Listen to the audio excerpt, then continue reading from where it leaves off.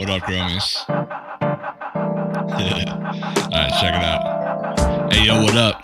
The name is NerdGrows. I got the buttery turf flows of the way I make these herbs grow. This one's for all my tent homies and my earth hoes. Yo. Wait, what are you doing, man? What? Start the podcast. Alright. What up, y'all? Welcome to episode 14 of NerdGrows podcast. We're doing it again. Right up front, I have a big announcement. As you heard on last week's episode, BGG is doing a new seed drop on February 15th at 7:10 Eastern Standard Time. This time around, he has 3 different drops. We have Egyptian Widow, Odin's Express, and the now known mystery strain, Blueberry Grape F5. I'm really excited for this, and I may have come across some early release packs here. If you head over to the Instagram, I have a pinned post where you can enter the raffle, and on next week's episode, I'll be giving away a pack of Egyptian Widow and a pack of Odin's Express. So yeah, go over to the NerdGrows Instagram, check the pinned post, and enter to win. I'll read the winners next week. Also, I put out my first YouTube video this week, not just the re-upload of the podcast, an actual YouTube video. And it was about making a SCROG net. As a lot of you know, I've been having a rough time the past couple weeks. So I decided to take like a mental health day, get some projects done around the house. And one of the things was I had bought stuff to make a SCROG net, but never actually made it. So I decided to document the whole process, and I made a little quick like 3-minute video breaking down how I did it. It's actually our topic for this week, so we'll talk more about that later. However, my YouTube channel is brand new. So if you wouldn't mind going over, subscribing, liking, commenting, all that fun stuff that influencers tell you to do. Nah, I do want to get the channel off the ground though, so if you don't mind throwing me a sub, I'd appreciate it. I'm also in the process of uploading all the episodes of the podcast to the channel. I only have the first episode up right now, but I have all the other episodes uploaded. I just have to do the descriptions and thumbnails and all the fun stuff. So yeah, go hit me up over on YouTube at NerdGrows. And finally, there's only a couple days left for you to get your hand-drawn, hand-printed cannabis valentines. Head over to Grenadine Gumshoe over on Instagram. Valentine's Day is coming up fast, so grab them while you can. I think that's about all the housekeeping I have this week, so let's get into my grow. Honestly, not a whole lot has happened over the past week. I'm at the point where Truck Stop Boner Pills is entering veg, or it's in veg right now. Lemon Runts is entering flower, and Compton Kool-Aid is fully in flower at this point. And I've had a pretty busy week the past week, so I really just kept the humidifiers filled, did watering. I'm at the point where I'm using the res on the city picker for Truck Stop now, so that's good. And then like I said last week, with my other 2 plants, the Lemon Runts and the Compton Kool-Aid, I have one big pan in my 2x2, and I just fill it up with water and then swap the plants occasionally. So I'll do like half gallon, swap half gallon, wait a couple days, half gallon, swap, and just keep going like that. However, I think I'm going to have to come up with a new strategy soon because the Lemon Runts is just starting to show flower, and it's really, really tall, and it's probably going to stretch a decent amount more. And my 2x2 is only 5 feet tall, where my 2x4 is 6 feet tall. So I'm trying to figure out how close is this thing going to get to the light, and it may just get to the point where it has to stay in the 2x4. All right, so having the whole pan and switching the plants back and forth, I know it's really stupid, right? Because I could just go get a garden tray for like 75 cents. The problem is I always have a hard time finding one that is the right size for the 5-gallon pot. Because I went to like Walmart or Home Depot or something, and I bought 2 of the 5-gallon pot ones, and the fabric pots, because maybe because they like bulge out a little bit, they're not like perfectly uniform like a plastic or ceramic pot is. But yeah, the fabric pots are slightly too fat to fit in the pan. Even if they could fit in the pan, I wouldn't have any room to pour the water in, kind of thing. So I gotta get a much bigger one. You know, like a lot of potted plants, they like thin out as they go. Whoa. I think we... Yep. Yeah, got it. Hack this son of a bitch. Hey, NerdGrows listeners, this is Anthony from My Kinda Weird, one of those other podcasts in the same podcast co-op as this Yankee-ass podcast, NerdGrows. Now, I'm coming here as a bit of a service announcement to let you all know that this NerdGrows guy is not to be trusted. He doesn't have weed, he hasn't grown weed, and he sure as hell hasn't smoked any weed. I was talking to that motherfucker on Skype the other night, and he kept referencing Mary Jane as Mary John. Mary John. What in the Spider-Man shit is that? Fucking Mary John. Nah, those images you keep seeing on the NerdGrows Instagram? AI. This Mary John smoking mofo just mid-journeys the fuck out of everything. He's mid-journeyed this weed plant and that weed plant. But I can tell you right now that no joint has passed between that boy's lips. He's mid-journeyed so much shit. You'll mid-journey your mum, mid-journey your dad, mid-journey the whole goddamn neighbourhood before he'll try smoking real weed. I heard him one day say he'd fuck a koala bear. And that's straight. Can you imagine what he'd be like stoned? Dude, firstly, it's a koala, ain't a fucking bear. So don't be coming in and referencing my Aussie native wildlife with your Yankee mid-journey keyword generating bullshit referencing my homeland. Next he'll be saying he wants to ride Bluey to school. Man, fuck Bluey and all he stands for. Learn some respect, NerdGrows. Oh, I'm sorry, Mr. Grows. And try some real weed once in a while. I'm out of here. Fuck this nonsense. Fucking Yanks and their fake fucking weed. Wasn't even really commenting on his mom's carbon footprint, but like, come on, that's a really long, it's a really long way to drive just for chocolate. But anyways, I'm rambling. That's really all I got for my grow this week. Everything's just moving along nicely. We'll get to harvesting, in probably about a month. We can harvest the Compton Kool-Aid. And yeah, just keeping an eye on the lemon runts. It's a goddamn monster. But speaking of the lemon runts, I made a SCROG net this week, and I wanted to go in depth about how I made it and what I plan on doing with it going forward. But first, we got to get into an ad. Are you tired of waiting around for your cannabis plants to hit their stride?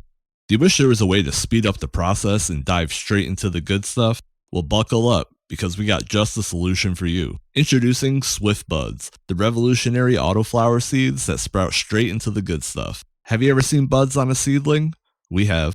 Our cutting-edge genetics and innovative breeding techniques ensure that your plants skip the waiting game and go straight to producing premium buds. Say goodbye to long flowering times and hello to instant gratification. Our seeds will go through all 3 stages of plant life in just 45 seconds. Don't let impatience slow you down on your cannabis journey. Upgrade to Swift Buds today and experience the thrill of rapid growth and abundant harvests.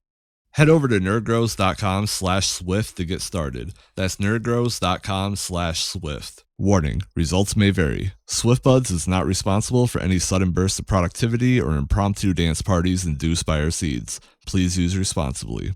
Alright, so this week I finally got around to making my own SCROG net. I've been talking to a couple people about it. Shout out to Master Yoda. Shout out to Tip Burners. They gave me some really good advice on how to build it and what materials to buy and how to go about doing it. So before I tell you how I made it, I want to tell you about my plans for it. My plan is to hang this in the 2x2, and that way I can teach myself how to SCROG just in the small tent and then have the big tent going as usual. Give myself a little bit of room to make mistakes and learn and all that. The other thing is, what prompted me to do this was the fact that, like we had discussed, my lemon runts was getting super tall.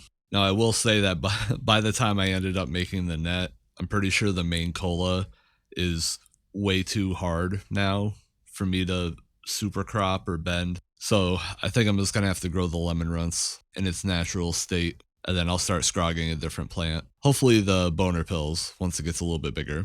So yeah, the first thing I did was I ran the Home Depot. I got 4 2-foot long pieces of 1/2-inch PVC pipe.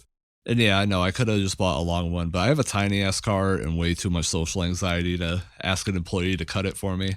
I used to do wood cutting at Lowe's and it was the worst.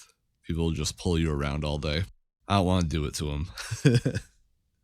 So yeah, I just bought the pre-cut sections.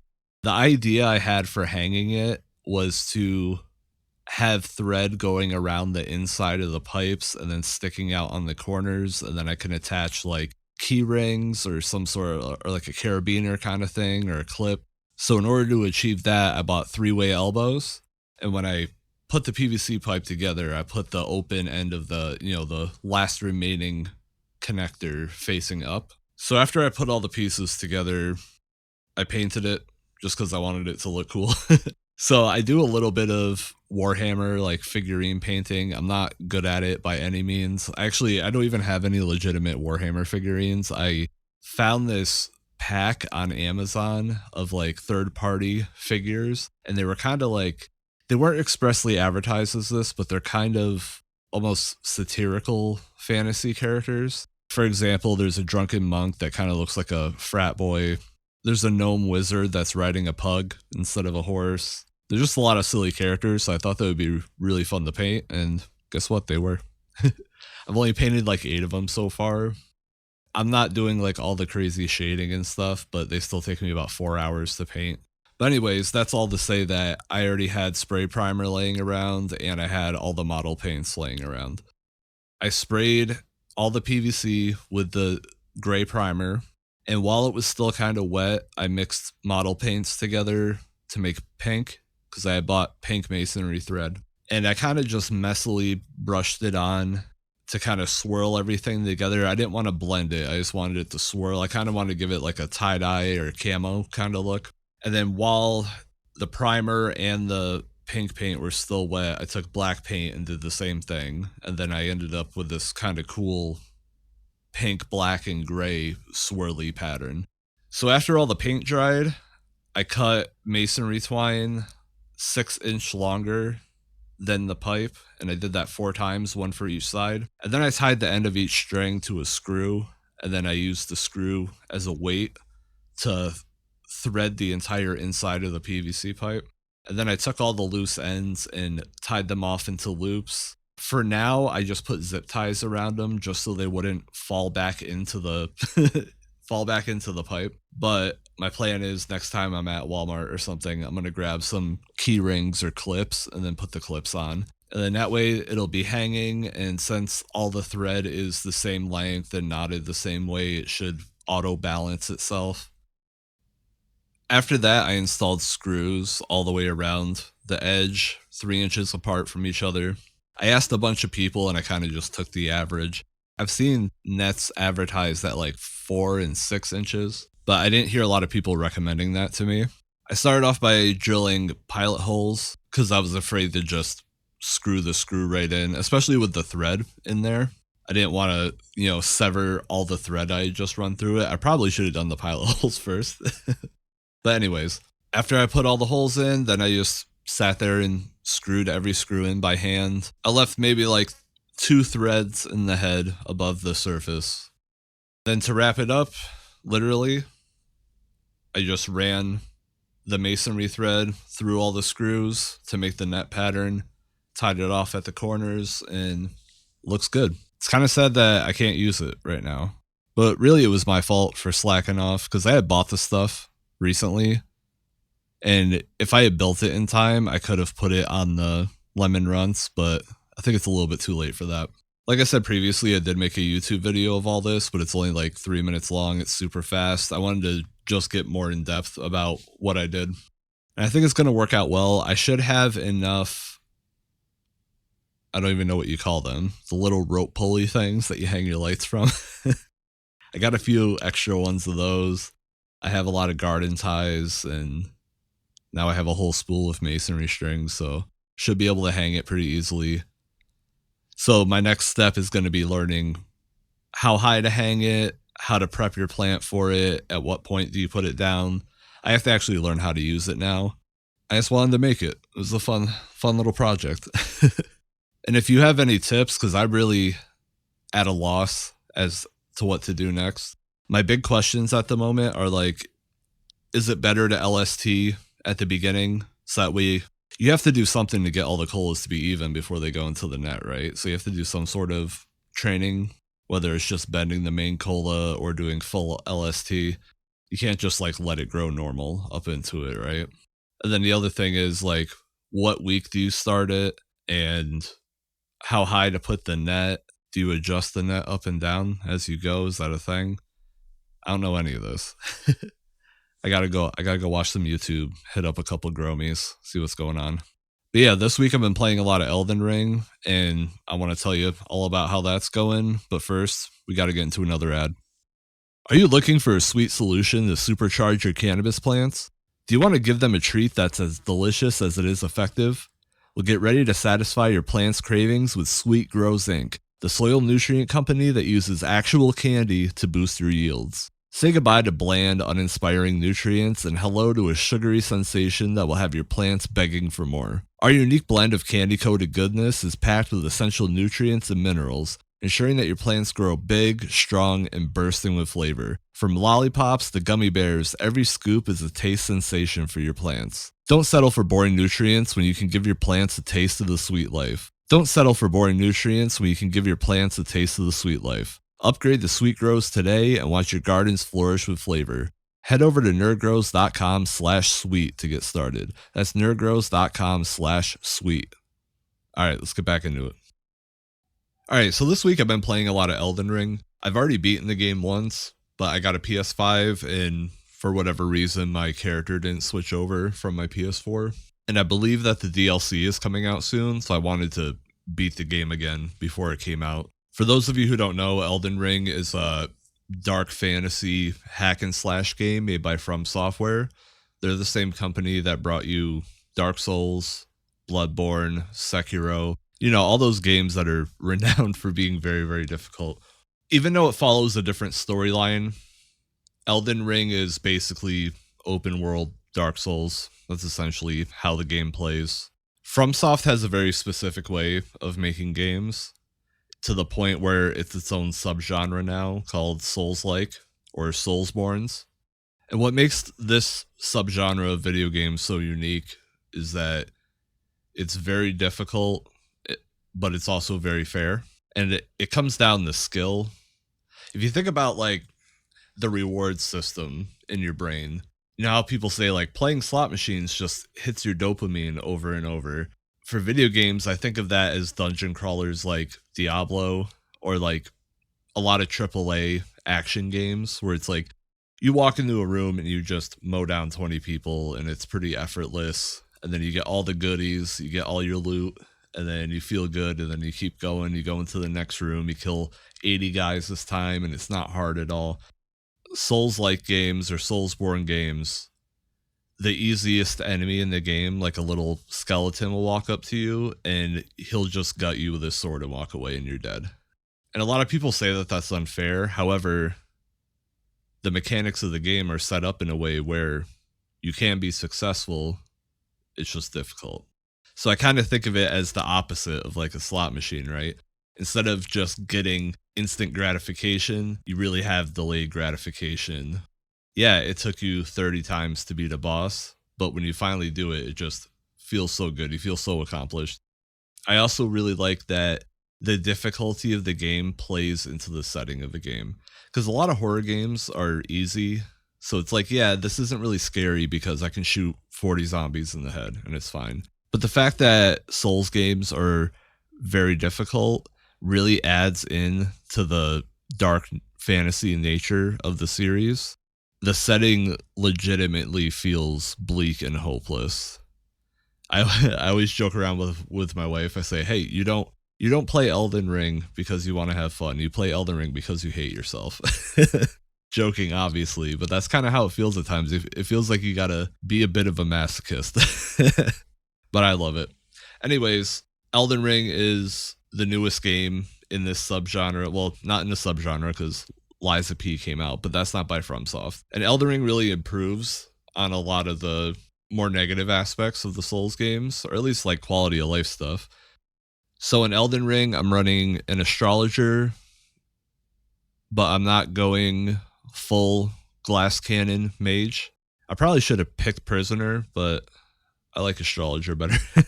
So I'm running gravity spells with the meteoric ore katana, putting most of my points into intellect and then whatever strength and dexterity I need to wield the meteoric ore katana. And then I just been putting the rest of my points in vitality, a little bit of endurance because I don't like being super, super squishy. If you're not familiar with role-playing games, this is probably a lot of lingo, I'm sorry. The trade-off is like a warrior character doesn't deal as much damage, but they have a lot of armor, so they can stand there and fight. And then with magic characters, they can deal a lot of damage, but everything in the game can basically one or two shot you. And that's really the goal with playing an astrologer in Elden Ring is you want enough vitality to just not be able to be one shot, so you can roll away and drink a potion quick. A lot of people say that playing Astrologer in Souls games is like easy mode because you can stand 20 feet away and just pop people off. But I don't think that's really true, especially for Elden Ring. I feel like there's a really good mix of characters where there are some monsters that are just very resistant to magic, or they move around a lot, so your spells miss and don't hit them. And then, as soon as they close that gap on you, you're basically dead. Assuming, you have to roll away and take potions and everything. You have to restructure where you're standing in order to get your spells off. It's a lot of timing. So yeah, I don't think it's easier or harder necessarily. Because I've played Warrior too, and Warrior, yeah, you can just stand there with your shield up and then take your opportunities to swing. Like, I get it. I just like playing like fast characters that shoot stuff at people, Now, I am trying to beat the game pretty fast, but I'm also not super rushing through it. When I started the game, if you're familiar with Elden Ring, I did run down, grab the mace, and then ran all the way to Northern Caelid and killed the sleeping dragon just to get like 20 levels right off the bat. And then the main rock spell that you use and the meteoric ore staff are in the same little swamp in the middle of Caelid. And then down the street in Caelid is the little hut where you get the meteoric ore, or it's in a basement, the meteoric ore katana.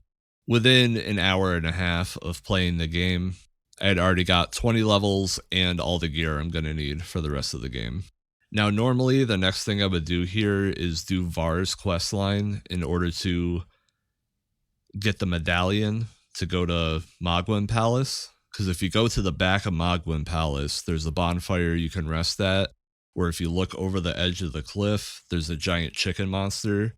An astrologer can hit it with spells, or you can hit it with a bow and arrow. But once you aggro it, it just runs off the cliff and dies, and you get like 11,000 souls. So if you farm some gold pickle feet, or gold pickle foul feet, pop one of those to get double XP, and then you can just hit the chicken, rest at the bonfire, hit the chicken, rest at the bonfire.